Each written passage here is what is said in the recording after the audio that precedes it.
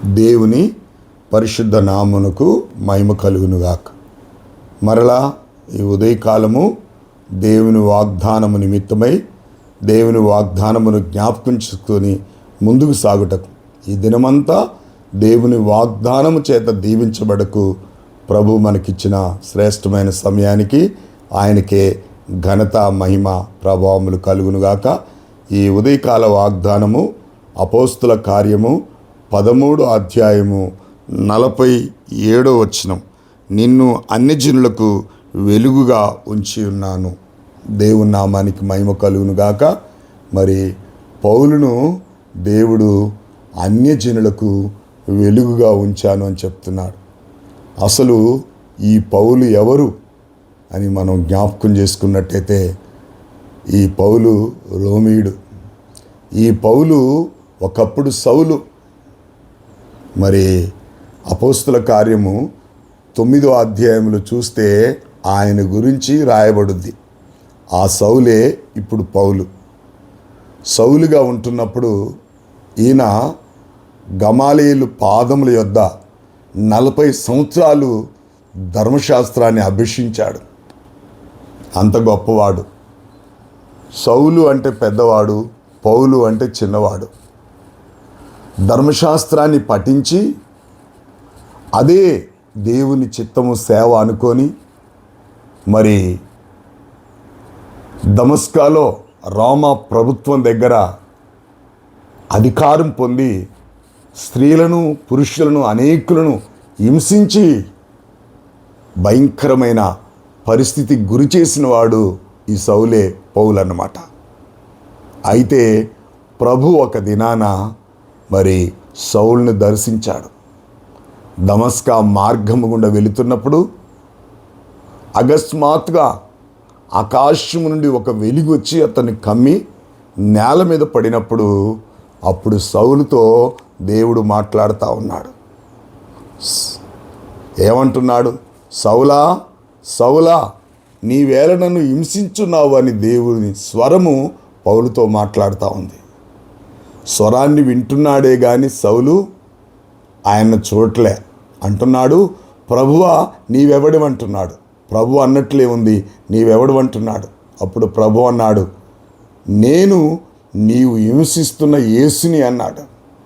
నిన్నెప్పుడు నేను హింసించలేదే, నేనెప్పుడు నిన్ను చూడలేదే అన్నప్పుడు, లేదు నా ప్రజల్ని హింసిస్తున్నావు గనక నన్నుకు హింసించినట్లని మాట్లాడినాడు.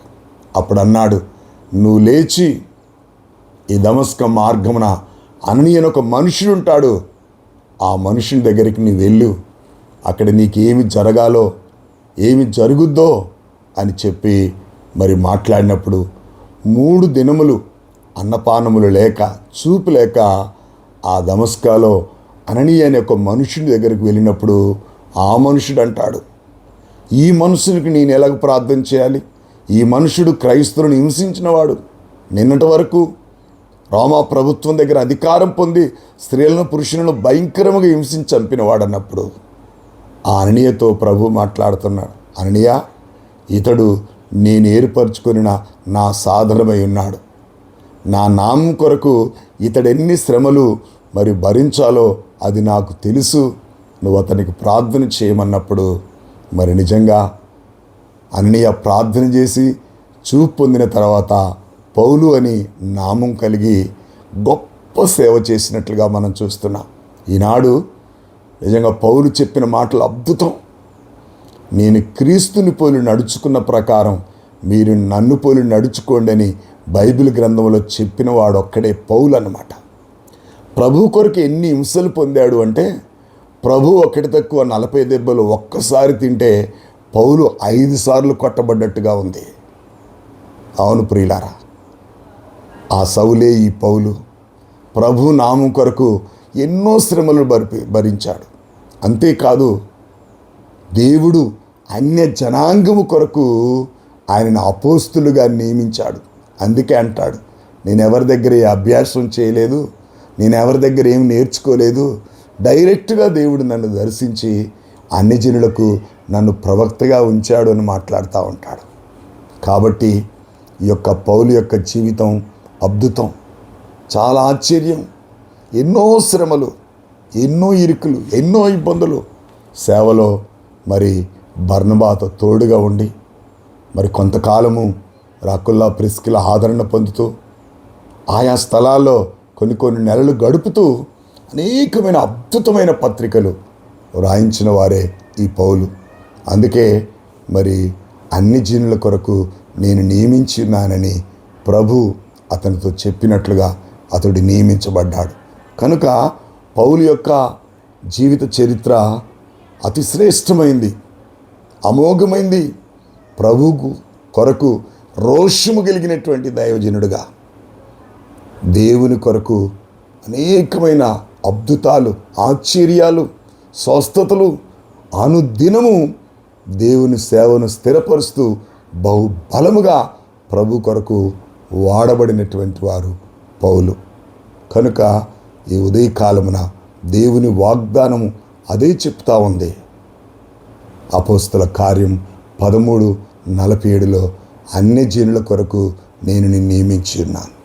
కనుక దేవుడు రక్షణ పొందిన మనం అన్యజనుల ఒక సాక్షిగా నిలబడాలని ప్రభువును బట్టి నేను మీకు మనవి చేస్తున్నా. ప్రభు చిత్తం జరిగించువాడు నిరంతరము నిలుచును అని రాయబడింది. కాబట్టి ఈ ఉదయకాలమున ప్రభు వాగ్దాన్ని ఎత్తిపట్టి ఈ దినమంతా కూడా దేవుని ఆశీర్వాదం పొందుదాం. అట్టి కృప దేవుడు మనకు అనుగ్రహించునుగాక. ప్రార్థన చేసుకుందాం. సకల ఆశీర్వాదములకు కారణభూతుడు అయిన మా తండ్రి, కృపగలిగిన మా యేసయ్య, నీ ఘనమైన శ్రేష్టమైన అత్యున్నతమైన నామాన్ని బట్టి మీకు స్తోత్రాలు. అపోస్తల కార్యం 13 నాయన 47లో నా తండ్రి, నేనైనా అన్యజనులకు నేను నియమించిన మాట ఎంతో శ్రేష్టమైంది. అవును ప్రభా, నాయన సౌలును పౌలుగా మార్చి అద్భుతమైన పరిచర్యకు చేయట కొరకు, అనేకులను నీ పేరట ఆశీర్వదించట కొరకు నీవు ఏర్పరచుకున్న సాధనమైన నా ప్రభా. అందుకే నేను క్రీస్తుని పోలి నడుచుకున్న ప్రకారం నన్ను పోలి నడుచుకొని చెప్పగలిగే నాయన ధైర్యాన్ని మీ కుమారునికి ఇచ్చారు. అందరు బట్టి మీకు స్తోత్రాలు చెల్లిస్తూ ఈ ఉదయకాలం, ఈరోజు మాకు ఈ ఉదయకాలం ఇచ్చిన వాగ్దానాన్ని ఈ దినమంతా ఎత్తిపట్టి నేను స్తుతించుటకు నీ కృప మాకు అనుగ్రహిస్తురమ్మని యేసు నామములో అడుగుచున్నాను తండ్రి, ఆమేన్. దేవుని పరిశుద్ధ నామమునకు మహిమ కలుగును గాక. దేవుని వాగ్దానాన్ని ఎత్తిపట్టి స్తుతించండి. ఇతరులకు కూడా షేర్ చేసి వారు కూడా పాలిభాగస్తులుగా చేయాలని మనం చేస్తున్నాను. God bless you all.